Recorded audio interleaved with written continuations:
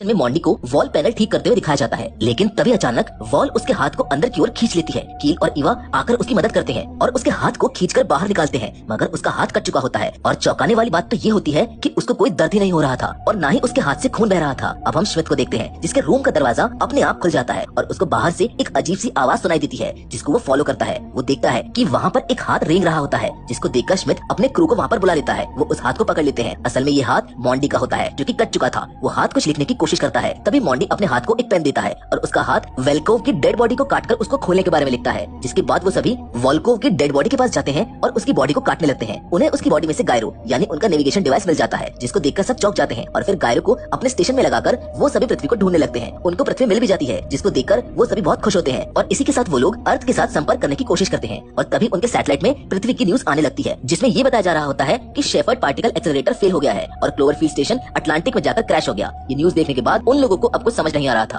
तभी स्मिथ उन सभी को बताता है कि जब दोनों डायमेंशंस आपस में टकराए थे तो वो दूसरे डायमेंशन यानी कि पैरेलल वर्ल्ड में आ गए और दोनों डायमेंशंस के टकराने की वजह से मीना यहाँ पर आ गई। इसलिए मीना कह रही थी कि वो सब कुछ जानती है और वो 2 साल से स्टेशन पर काम कर रही थी, क्योंकि दोनों दुनिया एक दूसरे की कॉपी है। मतलब ये दोनों पैरेलल वर्ल्ड हैं। मॉन्क और मॉन्डी इस दूसरे डायमेंशन वाले अर्थ में जाने को कहते हैं ताकि वो वहाँ से अपने लिए कुछ हेल्प ला सके, मगर स्मिथ उनको जाने से मना करता है। अब फिर से रियल वाली अर्थ में हमें माइकल को दिखाया जाता है, जो कि उसी लड़की को कार में अपने घर की ओर ले जा रहा होता है, जहाँ पहुंचकर वो घर को अंदर से लॉक कर देता है और उस लड़की के हाथ को चेक करता है। असल में माइकल एक डॉक्टर है। उधर स्पेस स्टेशन में वो सभी अपने डायमेंशन में वापस जाने के लिए शेफर्ड एक्सेलरेटर को ठीक कर रहे होते हैं, ताकि वो उसको स्टार्ट करके जल्द से वापस अपनी दुनिया में जा सके। लिंग टैम सर्किट्स को ठीक करने जाती है, पर अचानक से उस सेक्शन में पानी भरने लगता है। वो डूबने लगती है। एवा, कमांडर कील और मुंडी उसको बचाने की कोशिश करते हैं, मगर सेक्शन का बैक डोर पानी के प्रेशर की वजह से टूट जाता है, जिसकी वजह से सारा पानी बर्फ में बदल जाता है और उसकी मौत हो जाती है, जिसको देखकर सब लोग बहुत दुखी होते हैं। इन सब पर कमांडर कील कहते हैं कि हमें यहाँ से जल्द निकलना होगा, ये डायमेंशन हम सबको जिंदा खा जाएगा। अब क्रू में मेंबर्स की कमी होने की वजह से मीना भी उनके साथ काम करने लग जाती है, क्योंकि वो भी अपने स्टेशन पर इंजीनियर थी, इसलिए वो टैम की जगह पर काम करती है। जब शेफर्ड ठीक हो जाएगा तो कमांडर कील मीना को एक एस्केप पॉड में बैठाकर उसे उसकी पृथ्वी पर भेज देंगे। वहीं एवा मीना से उसके डायमेंशन की इवा के फैमिली के बारे में पूछती है और साथ में ये भी बताती है कि कैसे उसकी एक गलती की वजह से उसने अपने बच्चों को खो दिया था, जिस पर मीना उसको बताती है कि इस डायमेंशन में अभी उसकी फैमिली सही है। वो उसे उसकी फैमिली की वीडियो भी दिखाती है, जिससे एवा समझ जाती है कि इस डायमेंशन में उसके बच्चे अभी जिंदा हैं। दरअसल उसने अपने घर में एक पावर सेल्स लगाई थी, जिसकी वजह से उसके बच्चों की मौत हो गई थी। वो अब इस डायमेंशन में भी होने वाला था। वो कमांडर से इस डायमेंशन की पृथ्वी पर जाने के बारे में बात करती है और वो मान जाते हैं। अब सभी लोग शेफर्ड को दोबारा स्टार्ट करने के लिए बात कर रहे होते हैं और फिर सब शेफर्ड को ठीक करने के लिए लग जाते हैं। उधर मंडी एक सेक्शन में काम कर रहा होता है, जहाँ का अचानक मैग्नेटिक फील्ड बिगड़ जाता है और उसकी वजह से वहाँ पर एक ब्लास्ट हो जाता है, जिसमें मुंडी की भी मौत हो जाती है। ब्लास्ट की वजह से उनके स्टेशन का एक हिस्सा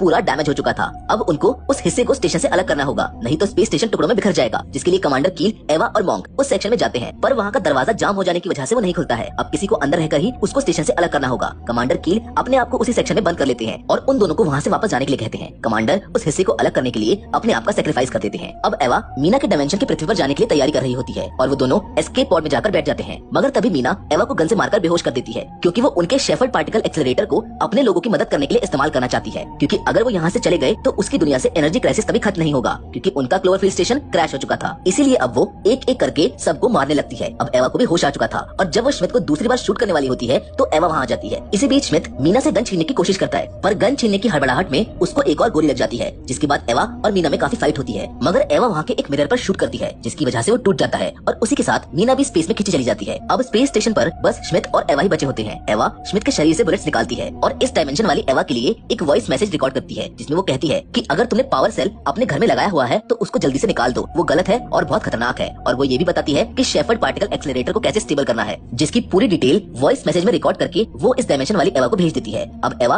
और स्मिथ शेफर्ड को स्टार्ट करते हैं और अपने डायमेंशन में वापस आ जाते हैं। वहाँ वापस आते ही स्पेस सेंटर उनसे कांटेक्ट कर लेता है। एवा उनको बताती है कि अब स्टेशन पर बस स्मिथ और वही बचे हैं। एवा और स्मिथ एक्सेलरेटर को एक बार फिर से स्टेबल करने की कोशिश करते हैं और इस बार वो स्टेबल हो जाता है और एनर्जी जनरेट होने लगती है। ये बात सुनकर स्पेस सेंटर वाले बहुत खुश होते हैं। एवा और स्मिथ एक शटल में बैठकर पृथ्वी की ओर निकल जाते हैं। उधर स्पेस सेंटर वाला फ्रेंड माइकल को कॉल करके बताता है कि हमने उनको ढूंढ लिया और वो दोनों यहाँ पर आ रहे हैं। ये सुनकर माइकल बहुत भड़क जाता है और कहता है कि तुमने उनको यहाँ आने से मना क्यों नहीं किया, तुम्हें पता है ना यहाँ पर क्या हो रहा है। और तभी हमें बादलों का सीन दिखाया जाता है, जिसमें से एक बहुत बड़ा मॉन्स्टर निकलता है और इसी के साथ ये फिल्म यहाँ पर खत्म।